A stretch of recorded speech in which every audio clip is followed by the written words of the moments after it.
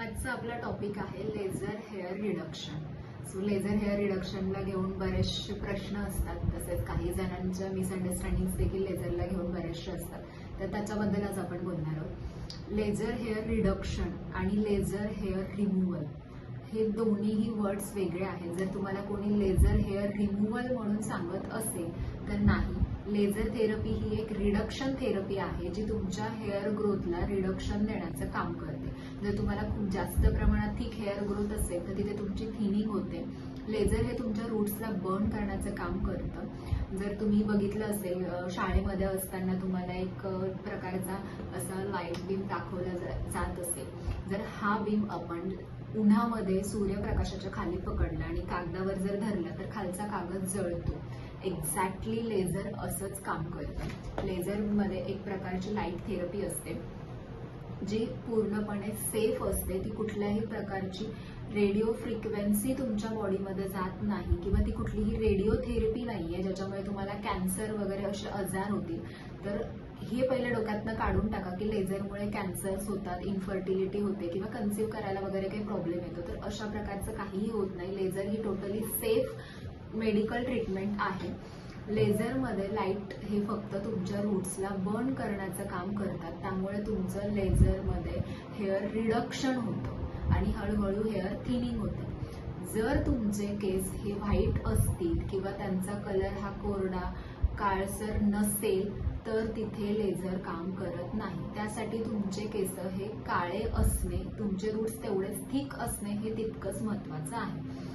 त्याचबरोबर बऱ्याच जणांना वाटतं की लेझर नंतर बर्न बसतो का, तर असं होत नाही. लेझर नंतर कुठल्याही प्रकारचा बर्न बसत नाही, स्किन काळी पडत नाही. जर तुमचं स्किन खूप सेन्सिटिव्ह असेल किंवा तुम्हाला ॲक्ने इश्यूज असतील तर अशा वेळी स्किन रेडनेस जाणवणं हे नॉर्मल आहे. तोही नॅचरली रिड्यूस होतो. तिथे तुम्ही आयसिंग करू शकता, मॉइश्चरायझर लावू शकता. त्याला वेगळी कुठलीही ट्रीटमेंट करण्याची गरज नाही आहे किंवा तशा वेळी पॅनिक होण्याची गरज नाही आहे. लेझरमुळे तुमच्या स्किन टेक्स्चरमध्ये काहीही बदल होत नाही. तुमचा आहे तोच स्किन कलर राहतो. त्यानंतर बऱ्याच जणांना असा प्रश्न पडतो की ही परमनंट मेथड आहे का, तर हो, लेझर हेअर रिडक्शन हे परमनंट आहे.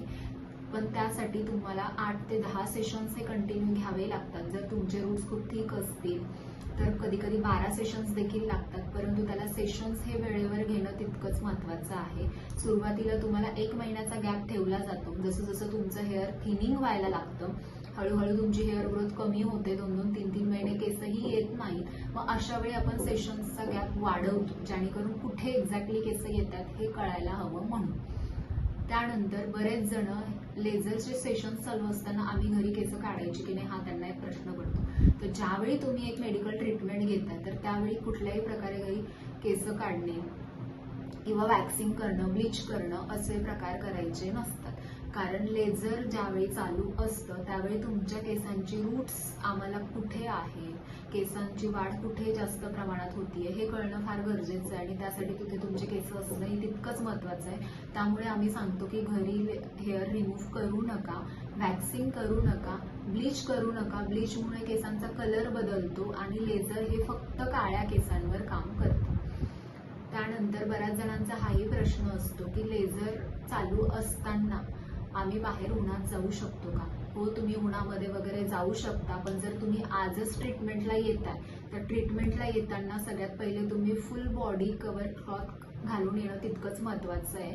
जर तुमचं सेशन आजच झालंय तर तुम्ही आज उन्हात जाणं टाळलं पाहिजे. तुम्ही 2 दिवसानंतर कुठेही जाऊ शकता, काही प्रॉब्लेम नाहीये. जर तुमची बॉडी ऑलरेडी खूप टॅन असेल तर अशा वेळी लेझरचं सेशन घेऊ नये. थोडंसं टॅनिंग जाण्यासाठी 8 दिवस थांबावं, त्यानंतर लेझरचं सेशन्स घेतले पाहिजे. तरच तुम्हाला त्याचे रिझल्ट चांगले भेटतात. थँक्यू.